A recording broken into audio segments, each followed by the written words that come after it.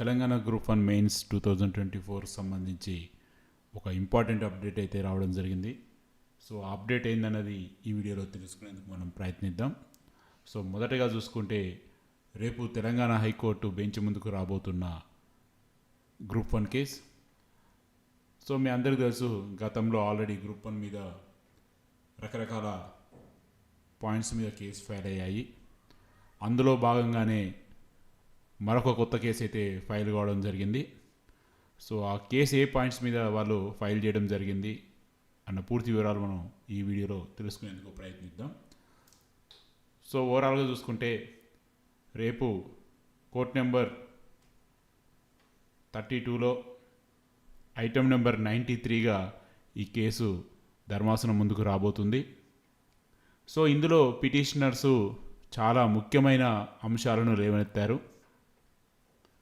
అందులో భాగంగా వాళ్ళు ప్రధానంగా చెప్పదలుచుకున్నది ఏంటంటే, టీజీపీఎస్సి హాల్ టికెట్లలో బుక్లెట్లలో ఇచ్చినటువంటి ఇన్స్ట్రక్షన్స్ని ప్రాపర్గా వాళ్ళు ఫాలో కాలేదని వాళ్ళు చెప్పడం జరుగుతుంది.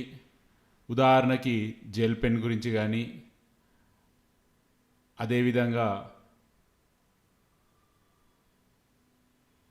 రకరకాల పాయింట్స్ మీద వాళ్ళు అడగడం జరుగుతున్నది. సో అందులో భాగంగానే వాళ్ళు ఈ కేసుని ఫైల్ చేసినట్టుగా కనబడుతుంది. సో రేపైతే ధర్మాసనం ముందుకు ఈ కేసు రాబోతుంది. సో మరి ఈ కేసుకి కౌంటర్ ఇవ్వడానికి ఎన్ని రోజులు సమయం ధర్మాసనం వాళ్ళకి ఇస్తుంది అనేది కూడా చూడాలి. సో మీరు చూడొచ్చు, ఆల్రెడీ ఇంకో కేసు కూడా ఇలానే వాళ్ళు ఇన్స్ట్రక్షన్స్ ఫాలో కావట్లేదని చెప్పి ఒక కేసు అయితే ఉంది. సో దానికి కౌంటర్ వేయడానికి టీజీపీఎస్సి దాదాపు 3 నెలల సమయం అయితే తీసుకుంది.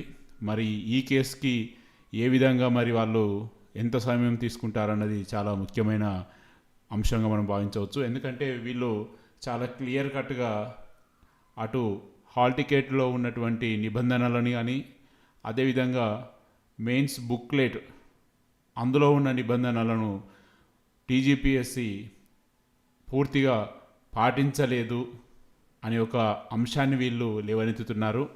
సో ఇందులో ప్రధానంగా జెల్ పెన్ అనేది చాలా ముఖ్య పాత్ర పోషించే అవకాశం అయితే ఉంది.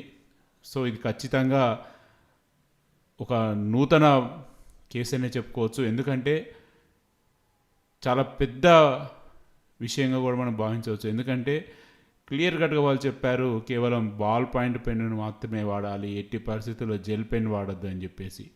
మరి అటువంటి ఇన్స్ట్రక్షన్స్ని మరి పిటిషనర్స్ ఎలా ప్రూవ్ చేస్తారు, అదేవిధంగా ధర్మాసనం ఏ విధంగా ఈ కేసుని స్వీకరిస్తుంది అన్నది చాలా ముఖ్యమైన అంశంగా మనం భావించవచ్చు. బహుశా ఈ కేసులో కనుక పిటిషనర్స్ వాళ్ళ సైడ్ ఫేవర్ వస్తే మాత్రం ఖచ్చితంగా ఇది ఒక దేశ చరిత్రలోనే సర్వీస్ కేసెస్లో మాత్రం ఇది ఒక చరిత్రాత్మకమైనటువంటి కేసు అవుతుంది. ఎందుకంటే ప్రతి ఎగ్జామ్లో కూడా ఈ నిబంధన ఈ మధ్యకాలంలో ఖచ్చితంగా ఉంటుంది. అది చిన్న లెవెల్ ఎగ్జామ్ అయినా పెద్ద లెవెల్ ఎగ్జామ్ అయినా. సో అటువంటి దాని మీద ఈ విధంగా కేసు ఫైల్ కావడం అనేది బహుశా ఇది ఒక మొదటిసారి కావచ్చు. సో చూద్దాం మరి ఏం జరగబోతుంది రేపు. మరి ధర్మాసనం ఎటువంటి ఉత్తర్వులు ఇవ్వబోతుందో ఈ కేసులో రేపు మనం చూద్దాం.